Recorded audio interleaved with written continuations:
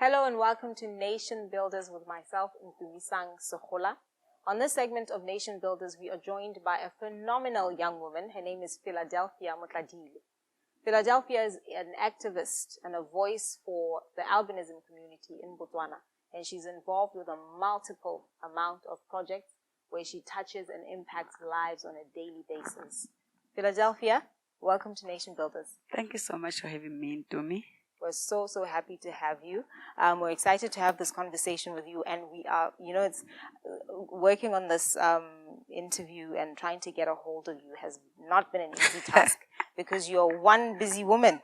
Tell us who you are, where you're from, just talk a little bit about yourself and your background. Philadelphia is from Maruswa. Mm-hmm. She's born in a family of 5, Right. and she's the first one who has albinism. Mm-hmm. I have my younger brother also who has albinism, and then the rest of the 3, of which one is passed on, they don't have albinism. Mm. My mother and my father also don't have albinism. Mm. Yeah, and then, I'm a graduate of creative multimedia, and I'm an author, Mm. I'm a speaker, and I'm a sanguine choleric. And that's what I can call myself. All right. You're talking about albinism, and you're mentioning that other people in your bloodline have or had the condition. So this is hereditary, correct? Yes, it is. Okay. Please just give us tell us what albinism is. We're not going to assume that we all know what it is. Help someone who still doesn't know really what this is without being scientific Yeah. about it. Yeah, albinism is it's just a lack of melanin. Mm-hmm. And melanin I can say matako, or the color that you have, that darkish color that you have, it's what I don't have. I normally give it this simple example and say, how it's a koko ena le dipuka.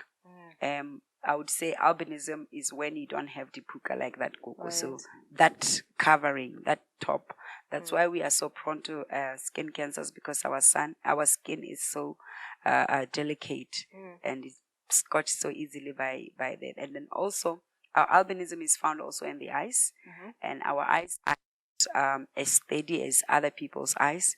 And then even the colors, as much as we're saying they are brown, that brown not like your eyes. So that's when you see that the person has albinism. Did you come across instances? Because I remember when we were growing up, there was a lot of stigma associated with albinism. When we were having our chat earlier, yes. I told you that there were instances where you would see a person with albinism passing, and you'd be told to touch your belly button. Yeah. If you don't do that, you're going to have a child with albinism. So I want to know, are people still that shallow and narrow-minded in their thinking about albinism? In the African context, myths are those things that actually people used either to try to run away from the truth or to try to make other people feel less important or something. And I can attest that they are still alive. They are still done on a daily basis.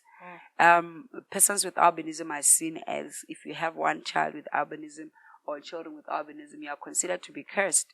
And also when you are a person with albinism, like many people always say, when you are HIV positive, you sleep with a person with albinism, you will be healed of your HIV.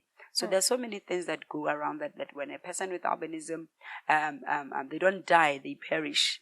These are the things that have really brought in our African communities, mutual killings and for persons with albinism, whereby now they're inyangas or witch doctors. I think that, let me call them witch doctors. I think a traditional doctor really can go to that amount, but these witch doctors take persons with albinism, nails, hairs, and other organs of the bodies, and they're trying to sell them to people and telling them that they will make them rich. Those are myths.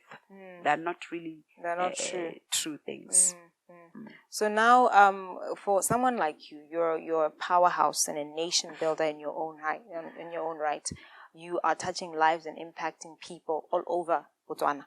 I've done my research about you. You are involved with a lot of things, a lot of projects. I'm really, really impressed by the sort of work that you do. How were you able to rise above the negativity of society to become the person that God wants you to be? To become this powerhouse, to become this person of impact, and influence in society.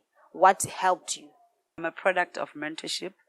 I'm a product of, a lot of people that are in my space, coaching, teaching, teachers of like pastors at church, and even my family. I think my family are people who are very accommodative to me.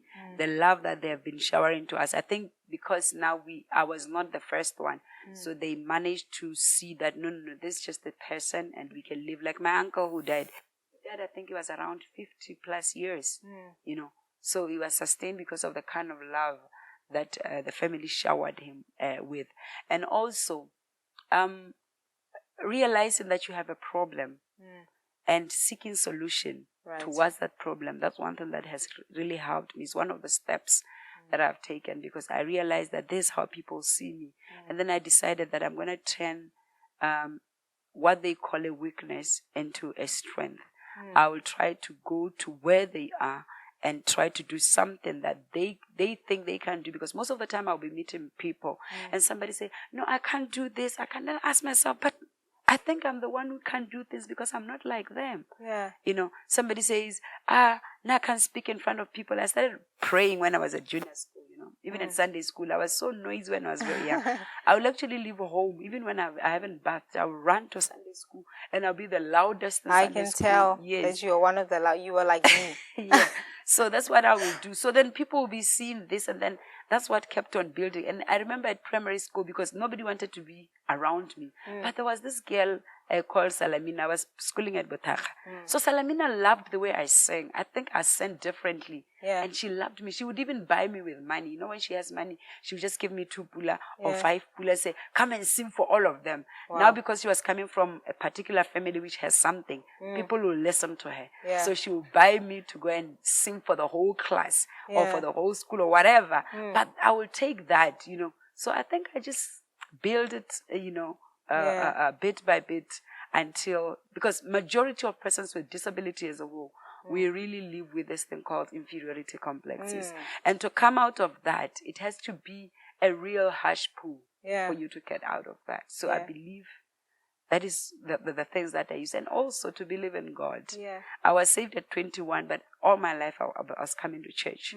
But when I met Jesus Christ, he described me to him in a different way, He made me believe that I can be like him. Wow. So I was like, wow, if I can be like the King of Kings, the Lord of Lords, the owner of the universe, why can't I stick in here?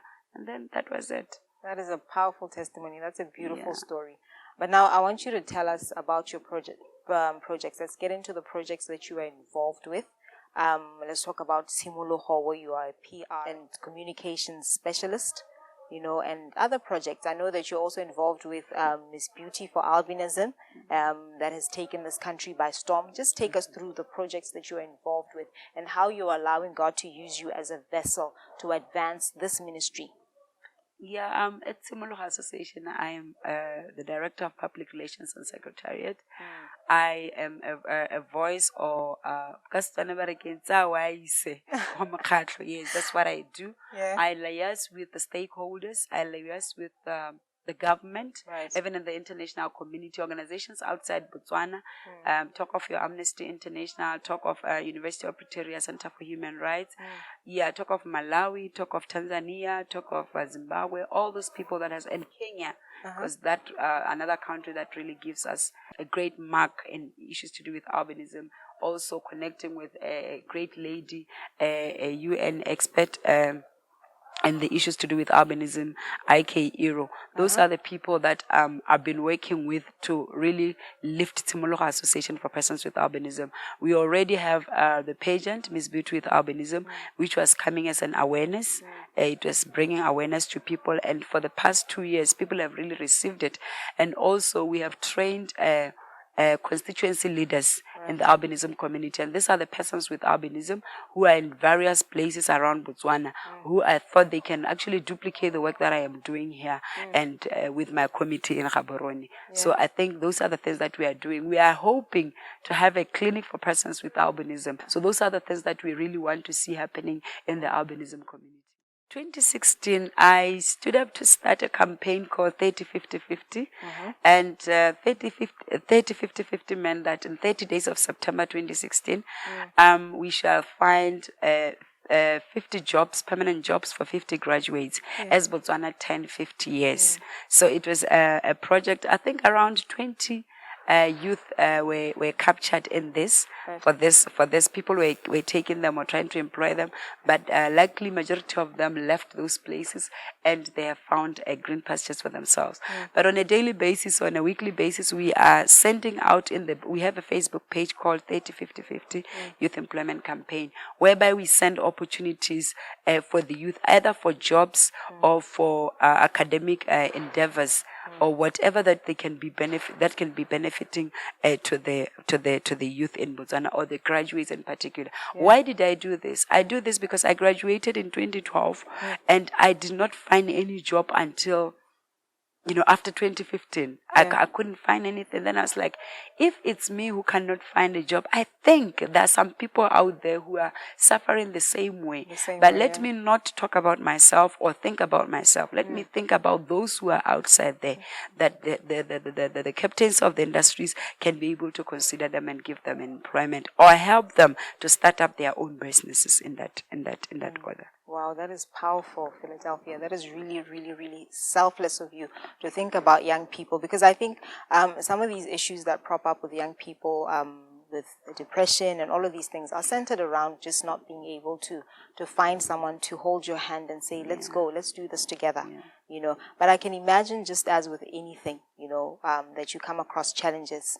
Are there challenges that you would like to share with us, on your journey, on the project and all of that? Well, I would even start with the issue of the albinism community, or disability as a whole. We, as Botswana, as a country, we are still backward. We haven't until right now rectified the conventions or signed on the protocols for the rights of persons with disabilities. And that alone says it a lot, because we cannot be able to go to the government and say, this is what we need. There is no way I can tie the government to say, this is what you have signed on, so do it. So today it's like we are just running to them uninformed, like in quotes, uninformed in the sense that they will have nothing to say. No, you cannot come to me and tell me that you need sunglasses. Like I can give an example. There's where sometimes I said, if people can be given condoms for free, then why can't the sunscreens be given for free? Because also they are a protective measure to persons with albinism. So those are the things that are not happening in our country. We face a lot of challenges as persons with albinism, mostly when it comes to roles of leadership. A certain person will think that because you have a disability, you don't deserve to be something. So those are the things that I definitely fight on a daily basis. But I'm a resilient person. I never just easily take a no. I must know why my no. Why are you giving me a no? Give me the reasons why you are giving me such no's. I don't just give up easily, because I believe that people that are looking up.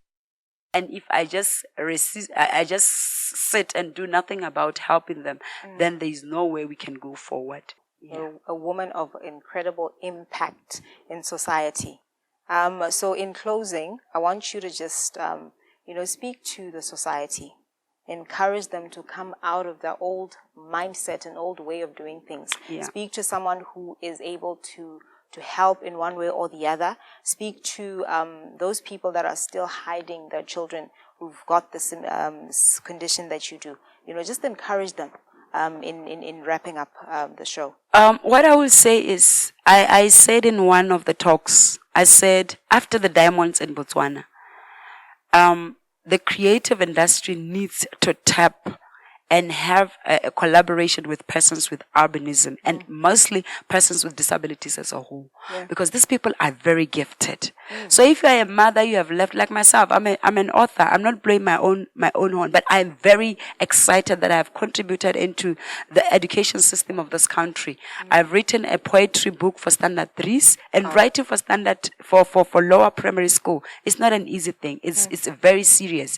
So God making me to do that with just I did a Form 5 certificate before I wrote those books. I didn't even go to the university, both of them. And the other one is an African folklore. So a mother up there, a father up there, a family up there, you have a child with a disability. look at that child and see God in them and say, God, whatever calling that you have for this child, I will help the child to grow. I will nurture the child. I will hone the gifts of that child. And you will see God doing something tremendously great in that child's life. And also, to my fellow countrymen, know your people. Yeah. If a person is different, it doesn't mean that the person can't add value. The person is different. So what you have to do is that get that person closer to you, learn what is it that they can give out, so that you and the person will be able to bring something together to make an impact in the society or the space that you live in. Amazing stuff. So how do people get in contact with you in case anybody wants to, give you a word of encouragement, to support you in any way? How do people get a hold of you? Yes, for your MC works or for your speaker or motivational talks, you can go to my Facebook page, Philadelphia. That's how it is. It's Phila and then Delphia. There's also another Facebook page where I do motivation, Philadelphia on My Reason to Live. There's also my PR page, which is my business now, Kafimo PR Solutions. It's on Facebook as well. And 30-50-50 Youth Employment Campaign, that campaign for the youth employment page. You can go to it. There's also the page for the association, Tsimologo Association for the Albinism Community, and Miss Beauty with Albinism or Beauty with Albinism pageant page, Facebook page. And also you can catch me on 71730340 or 73253335 and Kafimo@gmail.com. Kafimo being CAPHIMO. These are my names. Excellent. Did I not tell you this was a woman of incredible talents? Very busy woman. You had all her profiles. Please get in touch with her if you want to support her in any way, if you want to give her a word of encouragement, if you want to partner with her in any one of the projects that she's doing, maybe. Philadelphia, I cannot thank you enough for the time that you've spent with us. We appreciate this. We're looking forward to seeing you unfold and become more and more of what God has called you to become. Thank you so much even for your support. Well, ladies and gentlemen, that is it for Nation Builders BW for this segment. Do remember to follow us on Facebook. Our page is Nation Builders BW. And if you have anyone who you'd like for us to profile, please don't hesitate to contact us on 71-484-300 or just drop us an inbox on our Facebook page. We'd love to hear from you. Until next time, goodbye.